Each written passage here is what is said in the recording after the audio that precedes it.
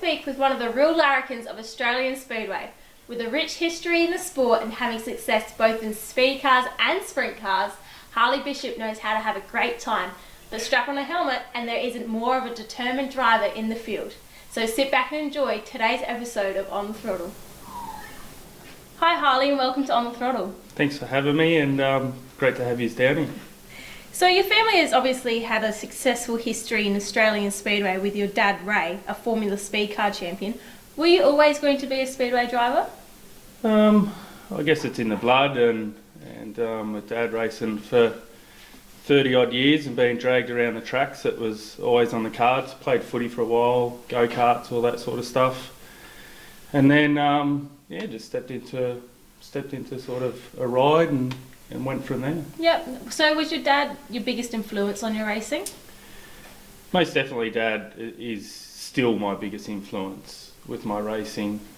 He's been my mentor and really my hero throughout. Yep. I've got two older brothers and they'd say the same thing, you know. There's two other guys I looked up to, still do, you know. Mark Brown, he's been quite a big influence on my racing in the earlier days, and just another guy, Adam Clark.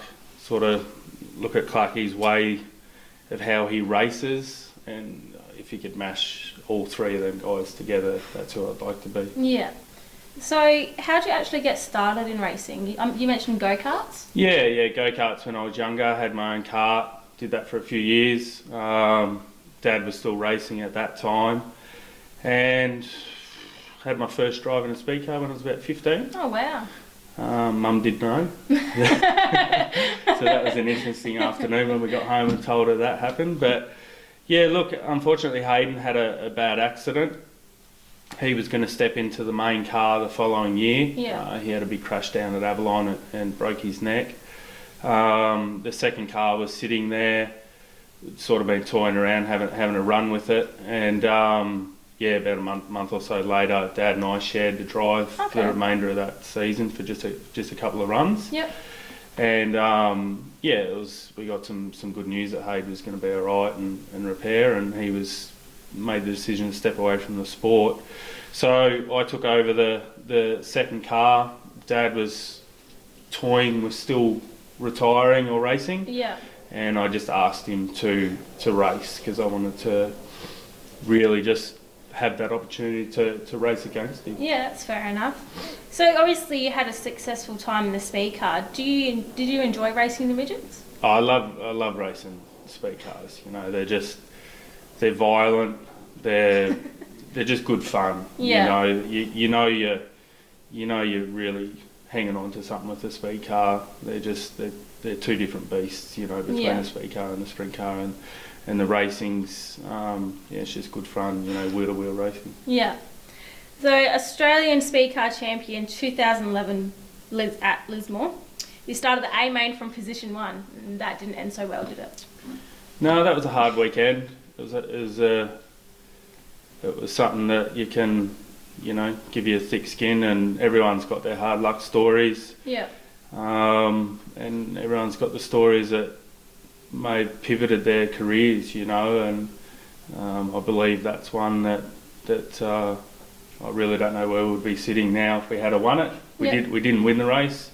We led it for, you know, 30 odd laps out of 40. Wow. And blew our right rear tyre.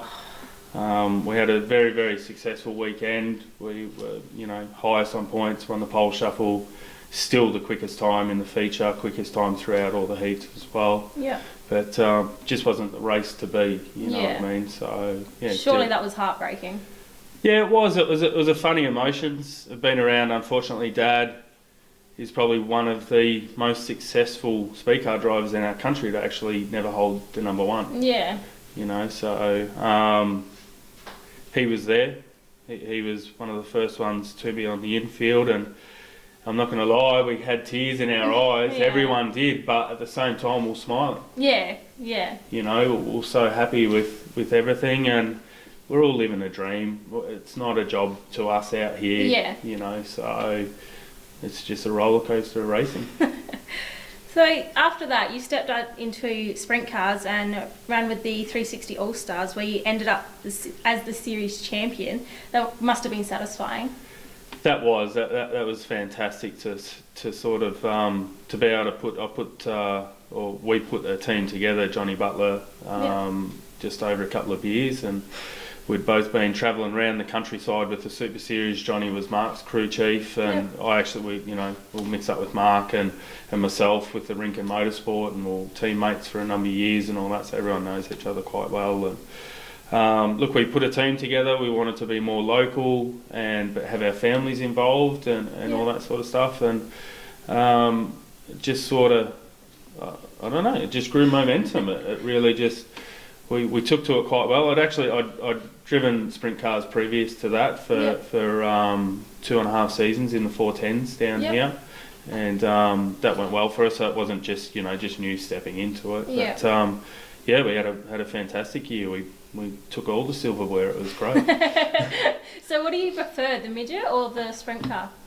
Look, I honestly don't have a dead set personal preference. If they were both there, I'd race them both. As long as I'm doing one or the other. I definitely find the speed car easier. For me, it's like riding a bike. The sprint car's a massive challenge. For us down here in Victoria, it just hasn't got the legs that I need it to be at. I have to travel around the country to get the racing in I want, or look to New Zealand. We're at that point where we were looking at we were going to move so I could race in Sydney, and we just weren't ready to make that commitment, so we went towards the sprint cars to be in the calibre of where I needed to be. So earlier this season, you put a huge effort into running the Sprint Car Classic at Warrnambool. Once again, that was a bit disappointing.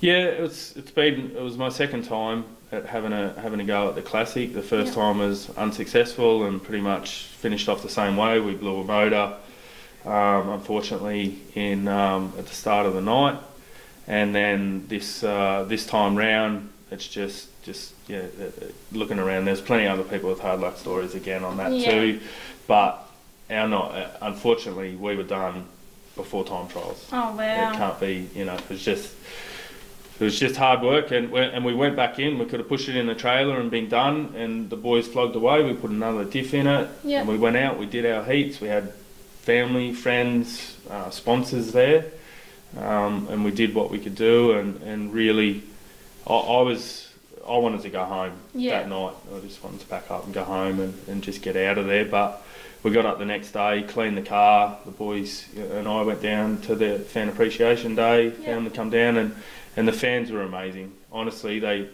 whether they could see it or they just understand, and that's what keeps us going. So many people come up to us and said, "Good effort getting back out there. Well done being here today. Make sure you come back next year." Are you going to try again next year? Yeah, we've got issues, so I think we're going to go back. We're going to give it another go, but yeah. So, it's a bit early, but do you have anything planned for next season? Yeah, I think we're just going to roll on for where we are at the moment. Putting the team together, Johnny and I went different ways. He's gone racing with his daughter Harley. I've taken the sprint car over, so we sort of split that deal. I'm tied up with Mike Rinkin at the moment.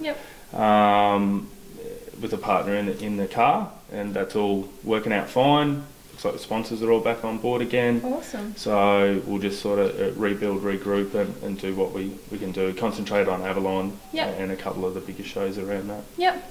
So we've all seen your beautiful daughter Tilly in her little race suit. What are the chances that she'll get in and follow the tradition of Speedway in your family? I hope quite a large percentage, or I just really hope that she does. But look, we're open to anything. She picks up a tennis racket. If she doesn't want to do anything, we're going to give her a chance at doing everything. Santa Claus may be in the midst of organising a quarter midget or something like that. You don't know. But look, I asked her the other day, she liked to go-karting or quarter midgets, and she said both, so I was very proud. That's gorgeous.